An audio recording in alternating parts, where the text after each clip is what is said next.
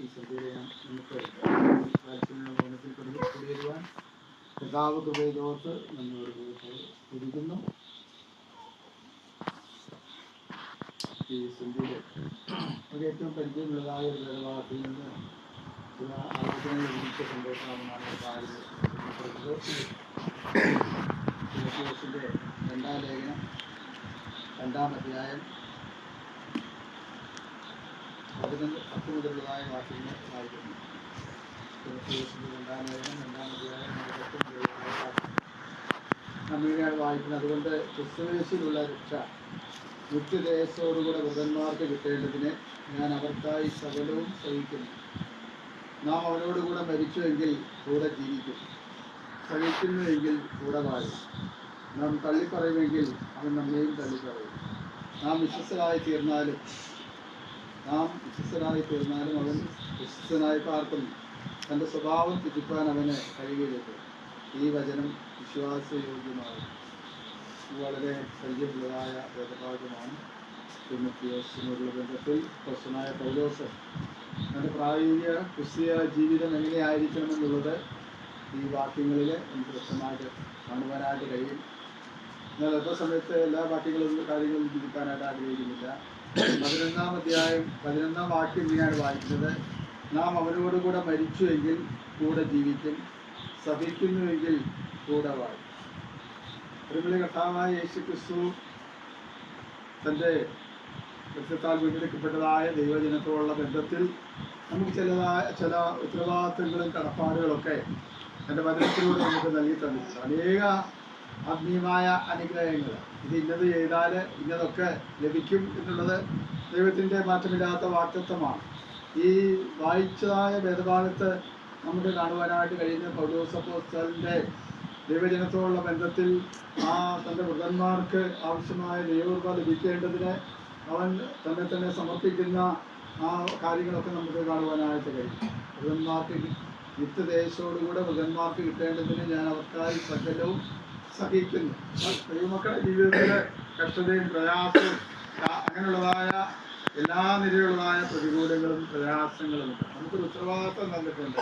കഷ്ടതയില്ലാതെ ഒരിക്കലും കിരീടങ്ങൾ വായിക്കാനായിട്ട് കഴിയുകയില്ല. കഷ്ടതയില്ലാതെ ഒരു നന്മ നമ്മുടെ ജീവിതത്തിൽ അനുഭവിക്കാനായിട്ട് ഇടയായിത്തീരുന്നു. പൗലോസ് തൻ്റെ ജീവിതത്തിൽ കർത്താവായ യേശുക്രിസ്തുവിനുള്ള ബന്ധത്തിൽ അവനെ ജീവിതത്തിൽ രക്ഷകനും കർത്താവുമായിട്ട് അംഗീകരിച്ച് കർത്താവിൻ്റെ ക്രൂശിനോട് ചേർത്ത് തൻ്റെ ജീവിതത്തെ സമർപ്പിക്കുന്നതൊക്കെ നമുക്ക് വായിക്കുവാനായിട്ട് ഇടയായിത്തീരും. അതിൻ്റെ പിന്നിലുള്ളതായ ലക്ഷ്യം ഒരു വ്യക്തിയോടുള്ള ബന്ധത്തിൽ ഇവിടെ നമുക്ക് വായിക്കുവാനായിട്ട് അവനോടുകൂടെ മരിച്ചുവെങ്കിൽ കൂടെ ജീവിക്കും. പ്രിയമുള്ളവരെ, കർത്താവിനെ ജീവിതത്തിൽ രക്ഷകനും കർത്താവുമായിട്ട് ഏറ്റെടുക്കുവാനും അത് വായിക്കൊണ്ട് ഏറ്റുപറയാനൊക്കെ നമുക്ക് എളുപ്പമായ കാര്യമാണ്. എന്നാൽ ദൈവത്തിൽ നിന്നുള്ളതായ നന്മ അനുഭവിക്കണമെങ്കിൽ കർത്താവിനോട് ക്രൂശിക്കപ്പെട്ടതായ ഒരു അനുഭവം നമ്മുടെ ജീവിതത്തിലുണ്ടാകണം. നമ്മുടെ ജഡത്തെ കർത്താവായ യേശുക്രിസ്തുവിൻ്റെ ക്രൂശിനോട് ചേർത്ത് സകല രാഗങ്ങളോടുകൂടി ക്രൂശിക്കുന്നതായ ഒരനുഭവമാണ് ക്രിസ്തീയ ജീവിതത്തിൽ ഒരു ദൈവവേദൻ്റെ മുൻപാകെ ഉള്ളത്. ഒരു ക്രിസ്തുവിലായാൽ അവൻ പുതിയ സൃഷ്ടിയാകുന്നു, പഴയതെല്ലാം കഴിഞ്ഞു പോയി, സകലതും പുതിയതായിരിക്കുന്നു എന്ന് നമ്മൾ കൂടെ പറയാറുണ്ട്. എന്നാൽ നമ്മുടെ പ്രായോഗിക ക്രിസ്തീയ ജീവിതത്തിൽ അത് അർത്ഥവത്തായിട്ട് തീരണമെങ്കിൽ നാം അത് അനുസരിക്കുന്നവരെ ആയിത്തീരണം. നമുക്ക് ഗലാത്യലേഖനം 2-ാം അധ്യായം അതിൻ്റെ 20-ാമത്തെ വാക്യം വായിക്കാം. ഗലാത്യലേഖനം 2-ാം അധ്യായം അതിൻ്റെ 20-ാമത്തെ വാക്യം വളരെ പരിചയമുള്ളതായ വേദഭാഗമാണ്. വായിച്ചാൽ ഇനി ജീവിക്കുന്നത് ഞാനല്ല, ക്രിസ്തു എന്നിൽ ജീവിക്കുന്നു. ഇപ്പോൾ ഞാൻ ജഡത്തിൽ ജീവിക്കുന്നതോ എന്നെ സ്നേഹിച്ച് എനിക്ക് വേണ്ടി തന്നെത്താൻ ഏൽപ്പിച്ചു കൊടുത്ത ദൈവത്തിലുള്ള വിശ്വാസത്താലത്തെ ജീവിക്കുന്നു. ഇവിടെ പൗലോസ് പറയുകയാണ്, ഞാൻ ക്രിസ്തുവിനോടുകൂടെ ക്രൂശിക്കപ്പെട്ടിരിക്കുന്നു. പ്രിയമുള്ളവരെ, ഇനി ജീവിക്കുന്നത് ഞാനല്ല, ക്രിസ്തുവാണ് എന്നിൽ ജീവിക്കുന്നത് എന്ന് പറഞ്ഞാൽ എന്താണ് അതിൻ്റെ അർത്ഥം? നമുക്കറിയാം, കർത്താവായ യേശുക്രിസ്തു എനിക്ക് വേണ്ടിയാണ് ക്രൂശിൽ മരിച്ചത് എന്ന് ഞാൻ വിശ്വസിക്കുമ്പോൾ തന്നെ ആ ക്രൂശിനോട് ചേർത്ത് എന്നെ തുടർമാനമായ ഒരു ജീവിതത്തിന് വേണ്ടി സമർപ്പിക്കുന്ന ഒരനുഭവം.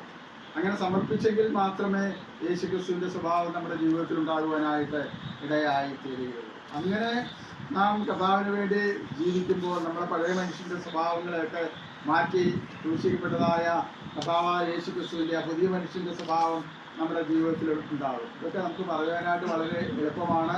എന്നാൽ പ്രായോഗിക തലത്തിൽ നമ്മൾ ചെയ്യേണ്ടതായ ഉത്തരവാദിത്തങ്ങളും കടപ്പാടുകളും അത് നമുക്ക് മാത്രമേ ചെയ്യുവാനായിട്ട് കഴിയുള്ളൂ. ദൈവത്തോടുള്ള ബന്ധത്തിൽ നമുക്കൊരു വിശ്വസ്തത ഉണ്ടായിരിക്കണം. ഇവിടെ നമ്മൾ വായിച്ച വേദഭാഗത്ത് നമ്മൾ വായിക്കുവാനായിട്ട് ഇടയായി തീർന്നത് നാം അവനോടുകൂടെ മരിച്ചുവെങ്കിൽ ജീവിക്കും, സഹിക്കുന്നുവെങ്കിൽ കൂടെ വാഴും. അപ്പോൾ കർത്താവായ യേശു ക്രിസ്തുവിനോടുകൂടെ മരിച്ചടക്കപ്പെട്ട് ഉയർത്തെഴുന്നേറ്റ ഒരു അനുഭവത്തിലേക്ക് വന്ന ഒരു ദൈവവൈദ്യനോടുള്ള ബന്ധത്തിൽ അവൻ്റെ ജീവിതത്തിൽ ചില കാര്യങ്ങളൊക്കെ അവന് ശ്രമിക്കുവാനായിട്ട് ഇടയായിത്തീരും, അല്ലെങ്കിൽ അവനെ നഷ്ടപ്പെടുത്തുവാനായിട്ട് ഇടയായിത്തീരുന്നു. കർത്താവിൻ്റെ സ്നേഹം നമ്മെ നിർബന്ധിക്കുമ്പോൾ നമ്മുടെ ജീവിതത്തിൽ നാം മുറുകെ പിടിക്കുന്ന പല കാര്യങ്ങളും ഒന്നുമില്ല, അതൊക്കെ താൽക്കാലികമാണെന്ന് മനസ്സിലാക്കി കർത്താവിന് വേണ്ടി അതൊക്കെ വിട്ടുകൊടുക്കുവാനുള്ളതായ ഒരു മനസ്സ് നമ്മുടെ ജീവിതത്തിലുണ്ടാവും. അങ്ങനെ കഷ്ടത അനുഭവിച്ചെങ്കിൽ മാത്രമേ എന്ത് ചെയ്യും, ദേശത്തോടുകൂടി കർത്താവിനോടുകൂടെ വാഴുവാനായിട്ട് ഇടയായിത്തീരും. കർത്താവിന് വേണ്ടി നാം ജീവിച്ചെങ്കിൽ മാത്രമേ കർത്താവിൻ്റെ അനുഗ്രഹങ്ങൾ നമ്മുടെ ജീവിതത്തിൽ അനുഭവിക്കാനായിട്ട് ഇടയായിത്തീരുന്നു. അവനോടുകൂടെ നാം മരിച്ചുവെങ്കിൽ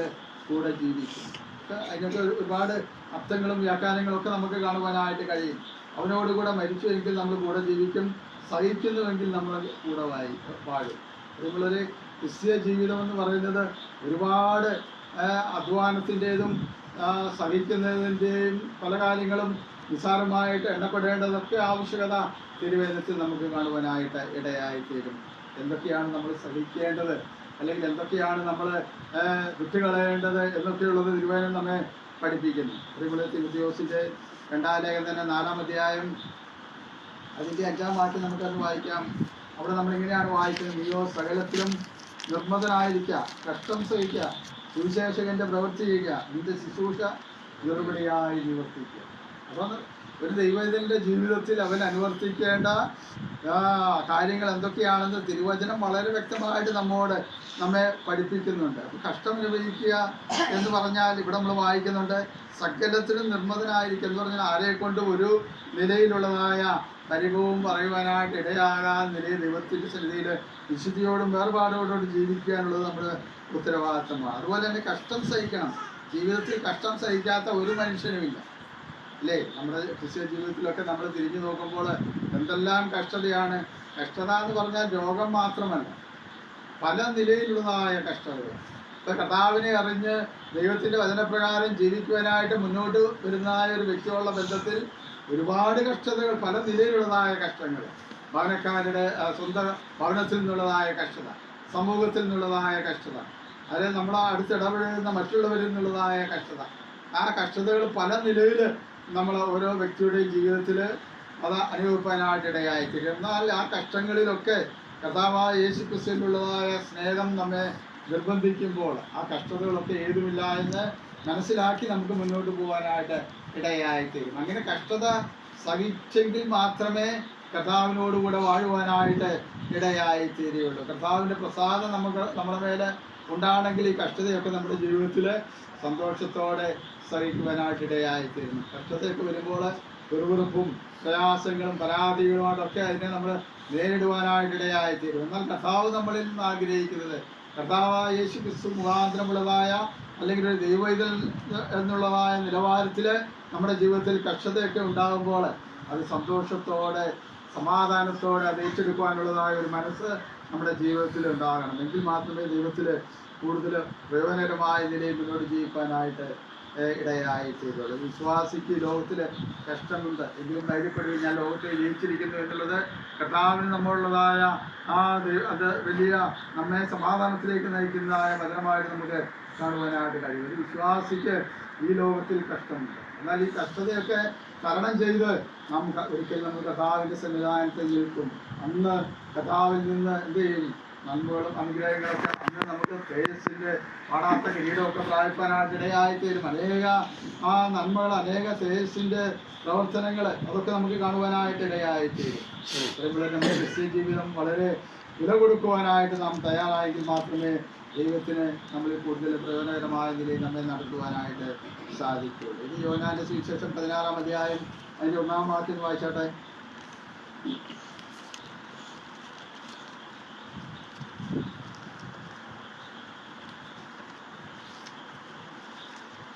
നിങ്ങൾ ഇടറിപ്പോകാതിരിക്കാൻ ഞാനിത് നിങ്ങളോട് സംസാരിച്ചിരിക്കുന്നു.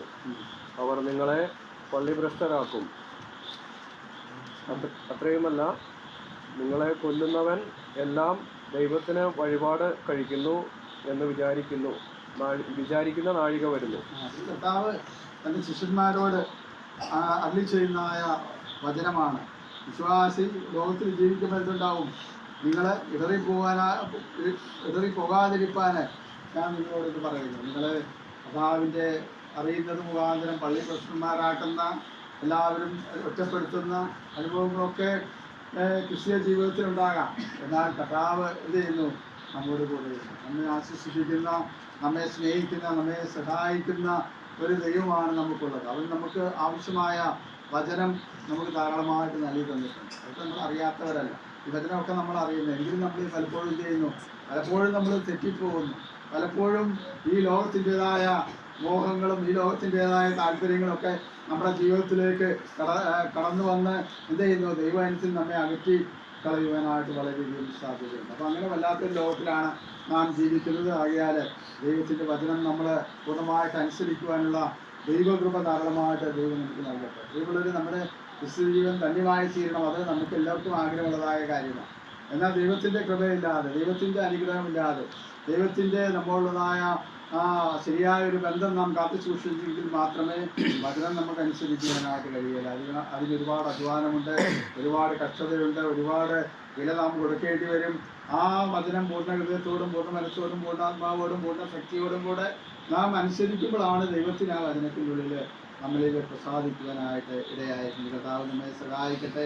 പത്രോസിൻ്റെ ലേഖനത്തിൽ വരുമ്പോൾ കഷ്ടത ഉണ്ടാകരുത്, ക്രിസ്ത്യാനിയായിട്ട് കഷ്ടം സഹിക്കുന്നതെങ്കിലോ ലജ്ജിക്കരുത്, ഈ നാമം നിമിത്തം ദൈവത്തെ മഹത്വപ്പെടുത്തിയിട്ടേ വേണ്ടത്. ഒരു ക്രിസ്ത്യാനി എന്നുള്ള നിലയിൽ ഒരുപാട് പ്രതിസന്ധികൾ ലോകത്തിൽ നിന്നും സമൂഹത്തിൽ നിന്നും ഒക്കെ നമുക്ക് നേരിടുമ്പോൾ അത് സന്തോഷത്തോടെ സഹിക്കുവാനുള്ളതായ ദൈവകൃപ കർത്താവ് നമുക്ക് തരും. അങ്ങനെ സഹിച്ചെങ്കിൽ മാത്രമേ എന്ത് ചെയ്യുന്നു? ദൈവനാമം നമ്മളിലൂടെ മഹത്വപ്പെടുവാനായിട്ടിടയായി.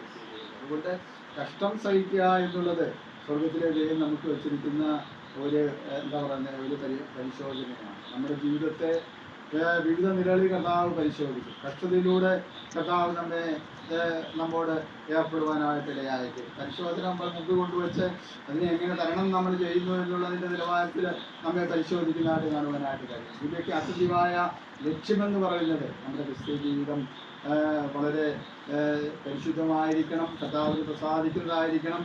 ദൈവം നമ്മളൊരു മാതൃകാപരമായ ഒരു ജീവിതം ദൈവത്തിന് മുമ്പാകെയും ദൈവജനത്തിന് മുമ്പാകെയൊക്കെ കാഴ്ചവെച്ചെങ്കിൽ മാത്രമേ നമ്മുടെ ക്രിസ്ത്യ ജീവിതം കൊണ്ട് ദൈവം ആഗ്രഹിക്കുന്ന ഒരു നിലവാരത്തിലേക്ക് നമുക്ക് എത്തിച്ചേരുവാനായിട്ട് ഇടയായിത്തീരും. ദൈവമുള്ളവരെ, സ്വർഗത്തിലെ ദൈവം ജ്ഞാനത്തൊക്കെ കണ്ണുള്ള ദൈവമാണ്. അവൻ നമ്മളെല്ലാം നന്നായിട്ട് കാണുന്നു, മനസ്സിലാക്കുന്നു എന്നുള്ളത് നമുക്ക് കാണുവാനായിട്ട് കഴിയും. കൊരിന്ത്യലേഖനത്തിൽ നമ്മൾ വായിക്കുന്നത്, കൊരിന്ത്യർക്കെതിരെ 2-ാം ലേഖനം 4-ാം അധ്യായം 17-ാം വാക്യത്തിൽ നമ്മൾ വായിക്കുന്നത് എന്താ? നമ്മുടെ കഷ്ടതയൊക്കെ ഞൊടിനേരത്തേക്ക് ഉള്ളതാണ്. നമ്മുടെ കഷ്ടതയെക്കുറിച്ച് ലഘുവായ കഷ്ടമാണ്, ഞൊടിനേരത്തേക്ക് ഉള്ളതാണ്. അത് വേഗം തീർന്നു പോകുന്നതാണ്. നമ്മുടെ കഷ്ടത എന്ന് പറയുന്നത് നമുക്ക് വേണ്ടി കഷ്ടാനുഭവങ്ങളാൽ തികഞ്ഞവനായി തീർന്ന ഒരു കർത്താവിനെയാണ് നാം അനുഭവിക്കുന്നത്. അപ്പം ആ കഷ്ടതയുടെ ചെറിയ നിലവാരമൊക്കെ നമ്മുടെ ജീവിതത്തിലേക്ക് കടന്നു വരും. എന്നാൽ ആ കഷ്ടതയുടെ മുമ്പാകെ പോക്ക് വഴിയിൽ തന്നുകൊണ്ട് നമ്മെ ശരിയായ പദയിൽ ലക്ഷ്യത്തിലേക്ക് എത്തുവാൻ തുടങ്ങണം. സ്വർഗത്തിലെ ദൈവം സകലത്തിനും മതിയായവനാണ് എന്നുള്ളത് നമുക്ക് മനസ്സിലാക്കുവാനായിട്ട് കഴിയും. രണ്ടാമതായിട്ട് ഒരു ദൈവത്തിനെ സഹിക്കുവാൻ തൊക്കണം ദൈവം വെച്ചിരിക്കുന്ന ഒരു വസ്തുത എന്ന് പറയുന്നത് നഷ്ടം സഹിക്കുക. പല കാര്യങ്ങൾ വിട്ടുകളയുവാനായിട്ട്, ഉപേക്ഷിക്കുവാനായിട്ട് നമ്മുടെ ജീവിതത്തിൽ ധാരാളം അവസരങ്ങൾ നമ്മുടെ ജീവിതത്തിൽ ഉണ്ടാകും. നമുക്ക് ശേഷം 19-ാം അധ്യായം, എബ്രായലേഖനം 10-ാം അധ്യായം 34-ാം വാക്യം നമുക്കൊന്ന് വായിക്കും. അവിടെ നഷ്ടം സഹിച്ച, അല്ലെങ്കിൽ കർത്താവിന് വേണ്ടി സകലവും ഉപേക്ഷിച്ച ചില വ്യക്തികളൊക്കെ നമുക്ക് കാണുവാനായിട്ട് കഴിയും. ഒന്ന് വായിച്ചാട്ടെ.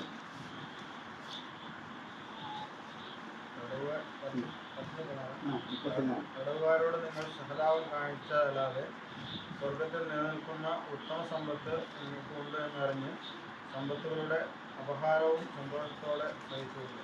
ഇവിടെ വിശ്വാസിമാരെ കുറിച്ചുള്ള കാര്യങ്ങളൊക്കെ പരാമർശിക്കുന്നതിന് മുൻപ് എബ്രായ വിശ്വാസികളെ പൗലോസ് പ്രബോധിപ്പിക്കുക.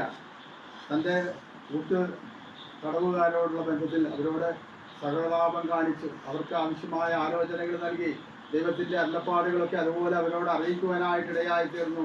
പൗലോസിനോടൊപ്പം കഷ്ടതയിലായ അല്ലെങ്കിൽ സമുദ്രത്തിലുള്ളതായ ആപത്ത്, കപ്പലിൽ മുഖാന്തരമുള്ളതായ ആപത്ത്, ഒരുപാട് പ്രശ്നങ്ങളിലൂടെ അനേകരെ പൗലോസിനോടൊപ്പം പ്രയാസങ്ങൾ അനുഭവിക്കാനായിട്ട് ഇടയായിത്തീർന്നു. അവരോടൊക്കെ പൗലോസ് വളരെ സ്നേഹത്തോടെ, കർത്താവിൻ്റെ സ്നേഹത്തോടെ, കർത്താവിൻ്റെ എരിവോടുകൂടെ അവരോട് ഏർപ്പെടുവാനായിട്ട് ഇടയായി തീർന്നു എന്നുള്ളത് നമുക്ക് കാണുവാനായിട്ട് ഇടയായിത്തീരും. അതുപോലെ തന്നെ സമ്പത്തുകളുടെ അപഹാരവും സന്തോഷത്തോടെ സഹിച്ചു.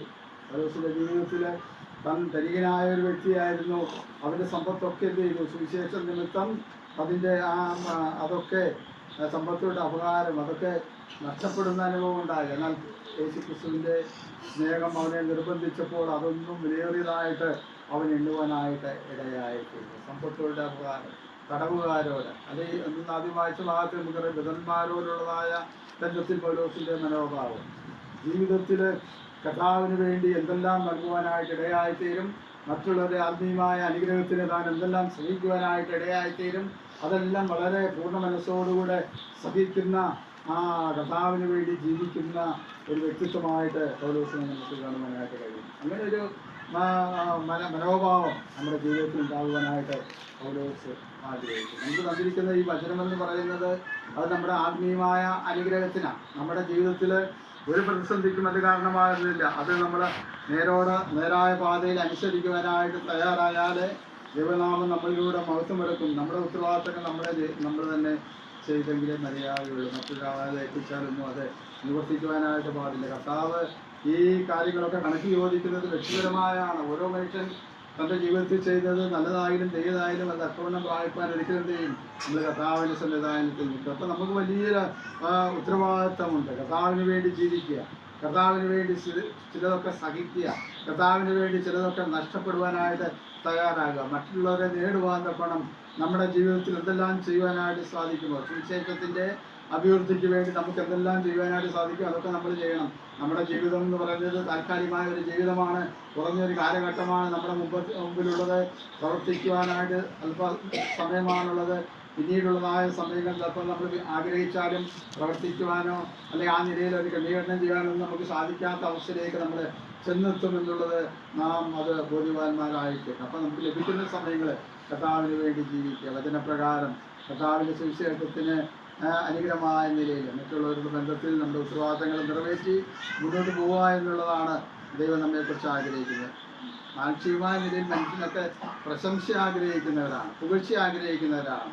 എന്നാൽ പൗലോസിൻ്റെ ജീവിതത്തിൽ കർത്താവിന് വേണ്ടി ചെയ്യുന്ന എല്ലാ ആത്മീയ ശുശ്രൂഷകളും കർത്താവിന് തൻ്റെ ഹൃദയം പോലും അല്ലെങ്കിൽ തൻ്റെ ജീവൻ പോലും കർത്താവിന് വേണ്ടി വെച്ചു കൊടുക്കുവാൻ തയ്യാറായി ഉള്ളതായ അവൻ്റെ മനോഭാവം നമ്മൾ മനസ്സിലാക്കുവാനായിട്ട് കഴിയുമ്പോൾ ഒരു പ്രതിഫലവും നോക്കിയിട്ടല്ല, ഒരു നന്മയും നോക്കിയിട്ടല്ല, തൻ്റെ സമ്പത്തെല്ലാം എന്ത് ചെയ്തു ക്രിസ്തു നിമിത്തം ഛേദമെന്ന് വേണ്ടിയതായ പൗലോസിൻ്റെ ജീവിത നിലവാരം നമ്മളെ ആത്മീയമായി പ്രബുദ്ധരാക്കുമെന്നുള്ളൊരു യാതൊരു ഒരു സംശയമില്ല. നമുക്കുണ്ടാകേണ്ടത് അതിനനുസരിക്കുവാനുള്ളതായ ഒരു നല്ല മനസ്സ് നമ്മുടെ ജീവിതത്തിലുണ്ടാകും. മത്തായി സുവിശേഷം 19-ാം അധ്യായം അതിൻ്റെ 29-ാമത്തെ വാക്യം വായിച്ചാട്ടെ. മത്തായി സുവിശേഷം 19-ാം അധ്യായം അതിൻ്റെ 29-ാമത്തെ വാക്യം. വീടുകളെയോ സഹോദരന്മാരെയോ സഹോദരികളെയോ അച്ഛനെയോ അമ്മയെയോ മക്കളെയോ നിലങ്ങളെയോ വിട്ടു കളഞ്ഞതിന് എല്ലാം മടങ്ങിയിരിക്കും.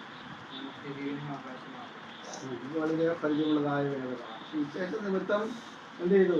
ഒരു ദൈവവേദിയിലായി തീരുമ്പോൾ ഏത് ഭാഗത്തു നിന്നൊക്കെയാണ് പ്രതികൂലങ്ങൾ കടന്നു വരുന്നത് നമുക്ക് പറയാനായിട്ട് സാധിക്കും. ഇവിടെ കർത്താവ് തൻ്റെ ശിഷ്യന്മാരോട് പറയുകയാണ്, എൻ്റെ നാമനിമിത്തം വീടുകളെയോ സഹോദരന്മാരെയോ സഹോദരികളെയോ അപ്പനെയോ അമ്മയോ മക്കളെയോ നിലങ്ങളെയോ വിട്ടുകളഞ്ഞവന് എല്ലാം 100 മടങ്ങ് ലഭിക്കും. അവൻ ജീവനെയും അവകാശമാക്കും. കർത്താവ് നമുക്ക് തന്നിരിക്കുന്ന പ്രചോദനം എന്ന് പറയുന്നത് യേശുക്രിസ്തുവിനെ ജീവിതത്തിൽ രക്ഷകനും കർത്താവുമായിട്ട് അംഗീകരിക്കുന്ന മുഖാന്തരം നമുക്ക് നഷ്ടപ്പെടുന്നതെല്ലാം എന്ത് ചെയ്യും?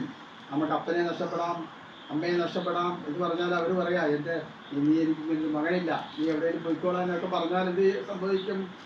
അത് സന്തോഷത്തോടെ സഹിച്ച അനേക വിശ്വാസ വീരന്മാരെ നമുക്ക് നമ്മുടെ മുമ്പായി കാണുവാനായിട്ട് ഇടയായിത്തീരും. വീട്ടിൽ നിന്ന് ഉപേക്ഷിക്കപ്പെട്ടവർ, സഹോദരന്മാരായി തള്ളപ്പെട്ടവർ, കിട്ടേണ്ടതായ സ്വത്വത്തൊന്നും കിട്ടാത്ത ഉള്ള ആളുകൾ, സഹോദരിമാരെ അവരൊക്കെ ഉപേക്ഷിച്ചവർ. അപ്പം ജീവിതത്തിൽ എല്ലാ നിലയിലും മറ്റുള്ളവരാൽ ഉപേക്ഷിക്കപ്പെട്ട ഒരു വ്യക്തിയുള്ള ബന്ധത്തിൽ അവനെ ആശ്വസിപ്പിക്കുന്ന കർത്താവിൻ്റെ ശബ്ദം നമുക്ക് കാണുവാനായിട്ട് ഇടയായിത്തീരും. ഇങ്ങനെ ജീവിതത്തിൽ നമ്മൾ നന്മയെന്ന് തോന്നുന്ന കാര്യങ്ങളൊക്കെ ഉപേക്ഷിച്ച് കർത്താവിന് വേണ്ടി കർത്താവിനെ അനുഗമിക്കുവാനായിട്ട് തീരുമാനിക്കുന്ന ഒരു വ്യക്തിയെ സംബന്ധിച്ച് അവന് നഷ്ടപ്പെട്ടതെല്ലാം ചെയ്യും 100 മടങ്ങ് നൽകുവാനായിട്ട് കർത്താവിന് സാധിക്കും. എത്രയോ അനുഭവങ്ങൾ നമുക്ക് കാണുവാനായിട്ട് ഇടയായിത്തീരും. അനേക മാതാപിതാക്കന്മാർ, ഇപ്പോൾ ഒരു വ്യക്തി കർത്താവിന് വേണ്ടി വേർതിരിഞ്ഞ് മുന്നോട്ട് വരുമ്പോൾ അവനെ ചേർക്കുവാനായിട്ട് അനേക മാതാപിതാക്കന്മാർ തയ്യാറാകും. അനേക സഹോദരങ്ങൾ അവനെ ചേർത്ത് കൊള്ളുവാനായിട്ട് തയ്യാറാകും. അപ്പോൾ ഈ ലോകത്തിൽ അവന് നഷ്ടപ്പെടുന്ന കാര്യങ്ങളെല്ലാം 100 മടങ്ങല്ല അതിലപ്പുറമായിട്ട് അവന് ലഭിക്കുന്ന ഒരു അനുഭവം. ക്രിസ്തീയ സ്നേഹത്തിൽ അവനൊരിക്കലും ഓർക്കുവാനോ അല്ലെങ്കിൽ മനസ്സിലാക്കുവാൻ കഴിയാത്ത നിലയിൽ അവനെ ഉൾക്കൊള്ളുന്ന ഒരു സമൂഹമാണ് ക്രിസ്തീയ സമൂഹം അല്ലെങ്കിൽ ദൈവജനം എന്ന് പറയുന്നത്. കർത്താവിൻ്റെ രക്തത്താൽ വീണ്ടെടുക്കപ്പെട്ട ദൈവമക്കൾക്ക് ദൈവത്തിൻ്റെ അനുഗ്രഹമായ ആശ്വാസത്തിൻ്റെ വചനങ്ങളൊക്കെ നമുക്ക് കാണുവാനായിട്ട് കഴിയും. അതുകൊണ്ട് നഷ്ടം സഹിക്കുക എന്നുള്ളത് കർത്താവ് നമ്മെക്കുറിച്ച് ആഗ്രഹിക്കും. നഷ്ടം സഹിക്കുന്നെങ്കിൽ എന്ത് ചെയ്യും? ഇവിടെ വാഴുവാനായിട്ട് ഇടയായിത്തീരും. അനേക വാക്യങ്ങളൊക്കെ നമുക്ക് വായിക്കാനായിട്ട് കഴിയും. മൂന്നാമതായിട്ട് പരീക്ഷ സഹിക്കുക. യാക്കോബിന്റെ ലേഖനം 1-ാം 12-ാം വാക്യങ്ങൾ വായിക്കുന്നത്, പരീക്ഷ സഹിക്കുന്ന മനുഷ്യൻ ഭാഗ്യവാൻ, അവൻ കൊള്ളാവുന്നതിനായി തെളിഞ്ഞ ശേഷം കർത്താവ് തന്നെ സ്നേഹിക്കുന്നവർക്ക് വാഗ്ദത്തം ചെയ്ത ജീവകിരീടം സ്ഥാപിക്കുന്നു. ഒരു പരിശോധന എന്ന് പറയുന്നത് നമ്മുടെ ജീവിതത്തിൽ നമ്മളെല്ലാവരും വിവിധ നിലകളിലെ പരിശോധനയിലൂടെ കടന്നു പോകുന്നതാണ്. നമ്മൾ ആഗ്രഹിക്കുന്ന പോലൊന്നുമല്ല പരിശോധന. നാം ഒരിക്കലും വിചാരിക്കാത്ത നേരത്തെ പ്രതിസന്ധി നമ്മുടെ ജീവിതത്തിലേക്ക് വരും. നാം മാനസികമായിട്ട് തളരും. മാനസികമായിട്ട് നാം ദൈവത്തോട് ചോദിക്കും, എന്തുകൊണ്ടാണ് ദൈവമേ ഞാൻ ഇത്രമാത്രം നിന്നെ സ്നേഹിച്ചു, നിനക്ക് വേണ്ടി ജീവിച്ചു, നിനക്ക് വേണ്ടി പ്രവർത്തിച്ചു, പല കാര്യങ്ങളും നിന്റെ നാമത്തിൽ ചെയ്യുവാനായിട്ട് ഇടയായിട്ടുണ്ട്. എന്നാൽ ഇങ്ങനെയൊക്കെയുള്ള പ്രതിസന്ധി എൻ്റെ ജീവിതത്തിൽ ഉണ്ടാകുന്നതിൻ്റെ കാരണം എന്താണെന്ന് ചോദിക്കുമ്പോൾ ദൈവത്തിനും അത് പറയുവാനായിട്ടുള്ളതായ ഉത്തരവാദിത്തം. ഈ പരീക്ഷ മുഖത്ത് വിജയകരമായ ഒരു അനുഭവത്തോടുകൂടെ പുറത്തു വരുവാനായിട്ട് നിനക്ക് സാധിക്കുമെന്നുള്ളത് സ്വർഗത്തിലെ ദൈവം നന്നായിട്ട് മനസ്സിലാക്കുന്നു. അതുകൊണ്ട് പരിശോധനകളിലൂടെ ദൈവം നമ്മെ കടത്തിവിടും. പരിശോധന നമ്മുടെ ജീവിതത്തിൽ ഉണ്ടാകുമ്പോൾ ഒന്നുപോലെ പുറത്തു വരുവാനായിട്ടിടയായിത്തീരും. അതിന് ദൈവത്തിൻ്റെ കൃപയും ദൈവത്തിൻ്റെ പദ്ധതികളൊക്കെ നമുക്ക് അനുകൂലമാക്കി ദൈവം തീർക്കും. താൽക്കാലികമായ ഒരു വിഷമതയൊക്കെ നമ്മുടെ ജീവിതത്തിലുണ്ടെങ്കിലും അത് കുറച്ച് കാലങ്ങൾ കഴിയുമ്പോൾ എന്ത് ചെയ്യും? അതൊക്കെ പരിഹരിക്കപ്പെട്ട് മുന്നോട്ട് വരുവാനായിട്ട് കർത്താവ് നമ്മെ സഹായിക്കും. അതാണ് ദൈവത്തിൻ്റെ വചനത്തിൽ നമുക്ക് കാണുവാനായിട്ടിടയായിട്ടുണ്ട്. പലപ്പോഴും നമ്മുടെ ജീവിതത്തിൽ ഒരു പരാജയം ഉണ്ടാകുമ്പോൾ എല്ലാവരും എന്ത് ചെയ്യും? നമ്മെ കുറ്റപ്പെടുത്തും. എന്നാൽ അതിനൊക്കെ ഒരു ലക്ഷ്യമുണ്ട്. ദൈവത്തിലൊക്കെ അനേക വാക്യങ്ങൾ അതിനുള്ള ബന്ധത്തിൽ നമുക്ക് കാണുവാനായിട്ട് കഴിയും. അതിൻ്റെയൊക്കെ പിന്നിൽ ദൈവത്തിൻ്റെ നാമം മഹത്വമെടുക്കണം. നമ്മുടെ ക്രിസ്ത്യ ജീവിതത്തെ ദൈവം പരിശോധിക്കുമ്പോൾ ദൈവത്തിന് അതിൻ്റെ പിന്നിലൊരു ഉദ്ദേശമുണ്ട്. ഒരിക്കലും ദൈവനാമം ദുഷിക്കപ്പെടുകയില്ല. ദൈവനാമം മഹത്വപ്പെടുവാനായിട്ട് ആ ജീവിതം മുഖാന്തരം ഇടയായിത്തീരും. യോബിൻ്റെ ജീവിതമൊക്കെ പരിശോധിക്കുമ്പോൾ അതാണ് നമുക്ക് കാണുവാനായിട്ട് ഇടയായിത്തീരുന്നത്. ഉൽപ്പത്തി പുസ്തകം 4-ാം അധ്യായം 7-ാമത്തെ വാക്യം നമുക്കൊന്ന് വായിക്കാം.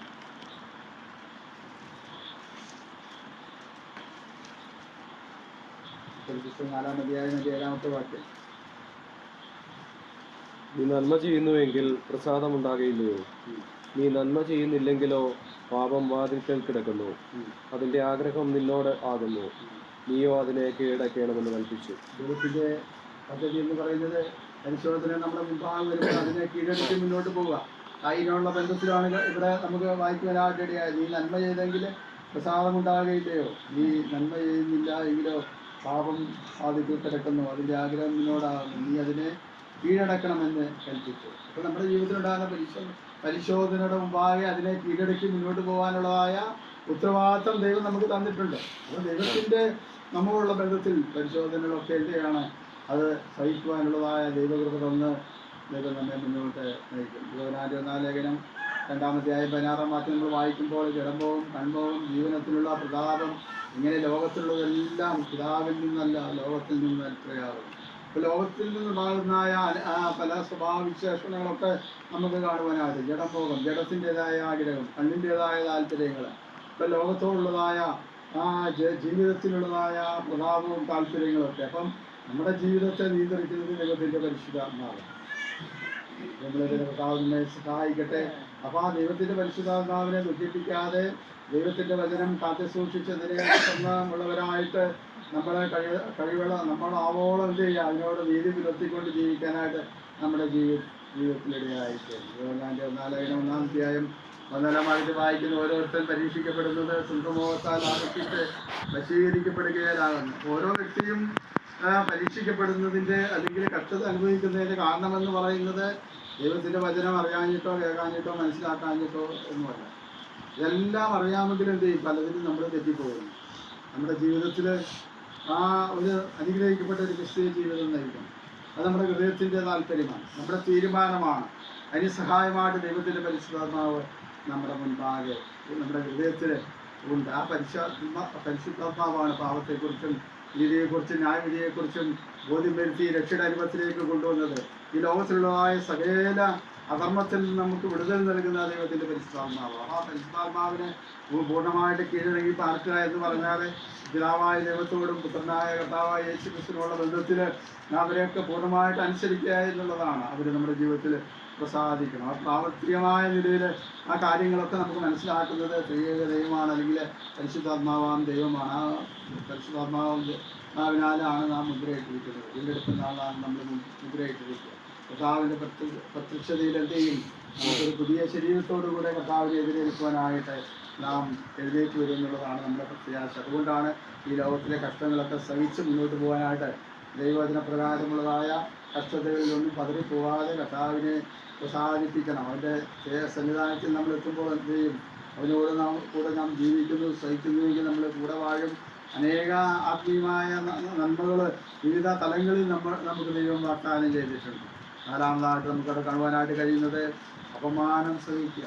കർത്താവായ യേശു ക്രിസ്തു മുഖാന്തരം അപമാനം സഹിക്കുക. പ്രിയമുള്ളവരെ, അപ്പോസ്തല പ്രവൃത്തി 5-ാം അധ്യായം അതിൻ്റെ 41-ാം വാക്യം നമ്മൾ വായിക്കുമ്പോൾ അവിടെ ഇങ്ങനെയാണ് വായിക്കുന്നത്: തിരുനാമത്തിന് വേണ്ടി അപമാനം സഹിക്കാൻ യോഗ്യരായി എണ്ണപ്പെടുകയാൽ അവർ സന്തോഷിച്ചുകൊണ്ട് ന്യായാധിപ സംഘത്തിൻ്റെ മുമ്പിൽ നിന്ന് പുറപ്പെട്ടു പോയി. പത്രോസും യോഹന്നാനുള്ള ബന്ധത്തിൽ അവർ സുവിശേഷം അറിയിക്കുന്നത് മുഖാന്തരം അവർ തടവിലാക്കി അവർ ദണ്ഡനങ്ങൾ ഏൽക്കുവാനായിട്ട് ഇടയായി തീർന്നു. എന്നാൽ അവരെ പുറത്തു കൊണ്ടുവന്ന് അവരെ പറഞ്ഞു വിടുന്ന സമയത്ത് അവരുടെ മനോഭാവം എന്ന് പറയുന്നത്, അവരുടെ ചിന്താഗതി എന്ന് പറയുന്നത് കർത്താവായ യേശുക്രിസ്തുവിൻ മുഖാന്തരം ഈ അപമാനം സഹിക്കുവാനായിട്ട് ഇടയായി തീർന്നത് കൊണ്ട് എണ്ണപ്പെടുകയാൽ അവർ സന്തോഷിച്ചു അവരുടെ വഴിക്ക് പോകാനായിട്ട് ഇടയായിട്ട് എന്ന് പറഞ്ഞാൽ അവരുടെ ശുശ്രൂഷ നിരവധിയായിട്ട് തുടരുവാനായിട്ട് ഇടയായിത്തീർന്നു. അപ്പോൾ കർത്താവിൻ്റെ നാമനിമിത്തം അപമാനിക്കപ്പെടുമ്പോൾ നമ്മുടെ ജീവിതത്തിൽ എന്തുണ്ടാകണം?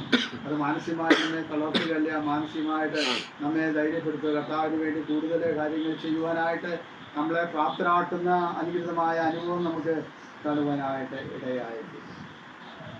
ലേഖനം 12-ാം അധ്യായം 2-ാം വാക്യം നമ്മൾ വായിക്കുമ്പോൾ നമ്മൾ ഇങ്ങനെയാണ് വായിക്കുന്നത്: തൻ്റെ മുമ്പിൽ വെച്ചിരുന്ന സന്തോഷമോർത്ത് അപമാനം അലക്ഷ്യമാക്കി ക്രൂശിനെ സഹിക്കുകയും ദൈവസിംഹാസനത്തിൽ വലതുഭാഗത്ത് എൻ്റെ കർത്താവായ യേശു ക്രിസ്തു നമുക്ക് വേണ്ടി ആ സഹിച്ചതായ കഷ്ടാനുഭവങ്ങളൊക്കെ ധ്യാനിക്കുമ്പോഴാണ് ഈ ലോകത്തിൽ നമ്മുടെ ഈ ശരീരത്തിലുണ്ടാകുന്ന പ്രയാസങ്ങൾക്കും പ്രതിസന്ധികൾക്കൊക്കെ അതൊന്നും ഏതുമില്ല എന്ന് നമ്മെ മനസ്സിലാക്കുന്നത്. അപ്പോൾ കർത്താവിൻ്റെ കഷ്ടാനുഭവങ്ങളെ ധ്യാനിക്കുക. അങ്ങനെ ധ്യാനിക്കുമ്പോൾ എന്ത് ചെയ്യും? നമ്മുടെ ഹൃദയത്തിൽ ദൈവത്തിന് മഹത്വം വരുവാനായിട്ട് ഇടയായിത്തീരും. പ്രിയമുള്ളവർ, കഷ്ടത ഉണ്ടെങ്കിൽ മാത്രമേ ഒരു സന്തോഷത്തിൻ്റെതായ അനുഭവത്തിലേക്ക് നമുക്ക് എത്തിച്ചേരുവാനായിട്ട് ഇടയായിത്തീരും. ക്രിസ്തീയ ജീവിതം എന്ന് പറയുന്നത് കർത്താവിനോടുകൂടെ ചേർന്ന് ക്രൂശിക്കപ്പെട്ട ഒരു അനുഭവമാണ്. ഇനി ജീവിക്കുന്നത് ഞാനല്ല, ക്രിസ്തുവാണ് എന്നും ജീവിക്കുന്നത് എന്ന് പറഞ്ഞാൽ എന്താ? നമ്മുടെ ജഡത്തിൻ്റെ സ്വഭാവങ്ങളെല്ലാം എന്ത് ചെയ്ത് അതിൻ്റെ രാഗമുഖങ്ങളോടെ ക്രൂശിച്ചുകൊണ്ട് ഒരു പുതിയ മനുഷ്യനെ നമ്മൾ ഏറ്റെടുക്കുകയാണ് എന്ന് പറഞ്ഞാൽ ക്രിസ്തുവിൻ്റെ സ്വഭാവം നമ്മുടെ ഹൃദയത്തിലേക്ക് വരിക.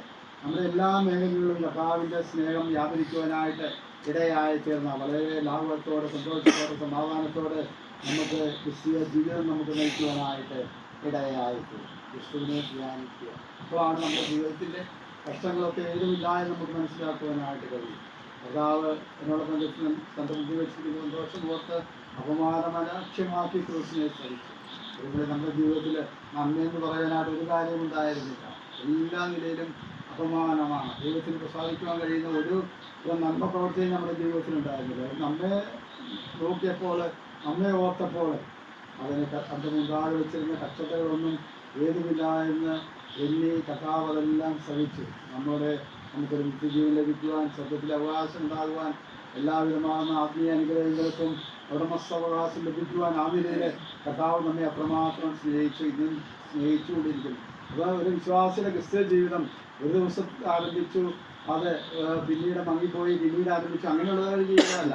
തുടർമാനമായ കർത്താവിനെ കണ്ടുമുട്ടിയതായ, കർത്താവിൻ്റെ ജീവിതത്തിൽ ഏറ്റെടുത്തതായ നിമിഷം മുതൽ മരണം വരെ ഒരു തുടർമാനമായ ക്രിസ്തീയ ജീവിതം, ദൈവവചനം അനുശാസിക്കുന്ന മാതൃകകളെ പിൻപറ്റിക്കൊണ്ടുള്ളതായ ഒരു ക്രിസ്തീയ ജീവിതം നമ്മുടെ ജീവിതത്തിൽ ഉണ്ടാകുവാനായിട്ട് ഇടയായിട്ടുണ്ട്.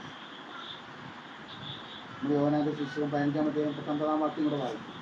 യോഹന്നാന്റെ സുവിശേഷം 15-ാം അധ്യായം 19-ാം വാക്യം.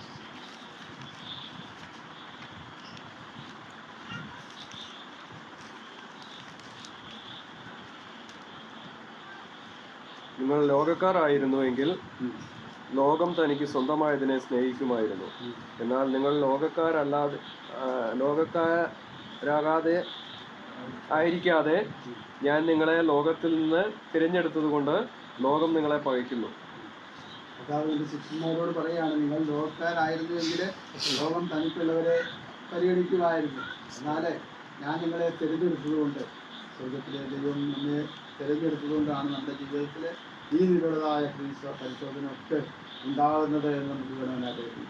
കർത്താവ് തന്നെ അനുഭവിക്കുന്ന ശിഷ്യന്മാരോട് അവരുടെ മനസ്സിന് സമാധാനം നൽകുന്ന, അവരുടെ കഷ്ടതകളിൽ പ്രശംസിക്കുവാനായിട്ട് സാധിക്കുന്ന, അത് ഏതുമില്ല എന്ന നിലയിലുള്ളതായ നമ്മുടെ കർത്താവിൻ്റെ ആ സമാധാനത്തിൻ്റെ വാക്കുകൾ, അല്ലെങ്കിൽ ധൈര്യത്തിൻ്റെ വാക്കുകൾ, അവരെ മുന്നോട്ട് നയിക്കുവാൻ പ്രേരിപ്പിക്കുന്ന വാക്കുകളൊക്കെ അവരോട് കൂടെ ഇരുന്ന് അവർക്ക് നൽകുവാനായിട്ട് ഇടയായി. നമ്മൾ ചിന്തിച്ചതായ കാര്യം, നാം അവനോടുകൂടെ മരിച്ചുവെങ്കിൽ നാം കൂടെ ജീവിക്കും. മരിക്കാതെ ഒരു വ്യക്തിക്കും കർത്താവിനോടുകൂടെ ജീവിക്കുവാനായിട്ട് കഴിയുള്ളൂ. അതുപോലെ തന്നെ നാം ഈ കഷ്ടങ്ങളൊക്കെ സഹിക്കുന്നുവെങ്കിൽ അവനോടുകൂടെ വാഴും. നിങ്ങളുടെ ഈ കഷ്ടതകളൊക്കെ അത് താൽക്കാലികമാണ്, അതിനൊക്കെ ഒരു നിവൃത്തിയുണ്ട്. നാം ഒരിക്കൽ കർത്താവിൻ്റെ സംവിധാനത്തിലേക്ക് ചെല്ലും. അവിടെ നമ്മുടെ ജീവിതത്തിൽ അനുഭവിച്ച എല്ലാ പ്രതിസന്ധികൾക്കും ആശ്വാസം അവിടെ നമുക്ക് ലഭിക്കും. പറഞ്ഞറിയിക്കാത്ത ആശ്വാസം. ആ കർത്താവിലാണ് നമ്മൾ ആശ്രയിക്കുന്നത്. നമ്മൾ ചിന്തിച്ചതായ കാര്യങ്ങളെ കഷ്ടം സഹിക്കുക. ലോകത്തിൽ നമുക്ക് കഷ്ടമുണ്ടെങ്കിൽ നമ്മൾ ധൈര്യപ്പെടുക. ഈ കഷ്ടങ്ങളെയൊക്കെ ജയിച്ച കർത്താവിനെ നാം അനുഗമിക്കുക. രണ്ടാമത് നമ്മൾ ചിന്തിച്ചത് ജീവിതത്തിലുണ്ടാകുന്ന നഷ്ടങ്ങൾ പലതും നമുക്ക് നഷ്ടപ്പെടുവാനായിട്ട് ഇടയായിക്കും. എന്നാൽ അതൊക്കെ 100 മടങ്ങ് തരുവാൻ സ്വർഗത്തിലെ ദൈവം പ്രാർത്ഥന, അവൻ സകലത്തിനും മതിയായവനാണ്. മൂന്നാമത് നമ്മൾ ചിന്തിച്ചത് പരീക്ഷ സഹിക്കുക എന്നുള്ളത്. പരീക്ഷ സഹിക്കുന്നവന് ജീവകിരീടം നൽകുന്ന ഒരു ദൈവമാണ് നമ്മുടെ ദൈവം. നാലാമത് ചിന്തിച്ച് അപമാനം സഹിക്കും. അപമാനം സഹിക്കാനൊന്നും അത് നമുക്ക് ഉൾക്കൊള്ളാൻ പറ്റാത്ത കാര്യങ്ങൾ. നമ്മുടെ ജീവിതത്തിൽ എന്ത് ചെയ്യുക, മറ്റെല്ലാം സഹിച്ചാലും, കഷ്ടത സഹിച്ചാലും, നഷ്ടം സഹിച്ചാലും, പരീക്ഷ സഹിച്ചാലും ഒക്കെ നമുക്ക് അത് ഉൾക്കൊള്ളുവാനായിട്ട് കഴിയും. എന്നാൽ അപമാനം എന്ന് പറഞ്ഞാൽ എന്ത് ചെയ്യാം, അത് നമുക്ക് ഉൾക്കൊള്ളുവാനായിട്ട് കഴിയുകയില്ല. എന്നാൽ ആ അപമാനം കൂടെ എന്ത് ചെയ്യും, അതുകൂടെ അലക്ഷ്യമാക്കിയാണ് കർത്താവ് നമ്മെ സ്നേഹിക്കുന്നത്. കർത്താവ് നമ്മെ സഹായിക്കട്ടെ. ഈ പരിശുദ്ധത്തിൽ കഴിഞ്ഞ നാളുകളിൽ കർത്താവിൻ്റെ അനുഗ്രഹങ്ങളൊക്കെ അവർക്ക് ധാരാളമായിട്ട് അനുഭവിക്കാനായിട്ട് ഇടയായിട്ടുണ്ട്. അവർക്ക് ഒരു നന്മയ്ക്കും മുടങ്ങാതെ കൊണ്ട് ദൈവവരെ പരിപാലിച്ചു. ഈ സന്ധ്യയിൽ കർത്താവിന് വേണ്ടി ജീവിക്കാൻ നിങ്ങളെല്ലാവരും ചെറിയ ദൈവം സഹായിക്കട്ടെ.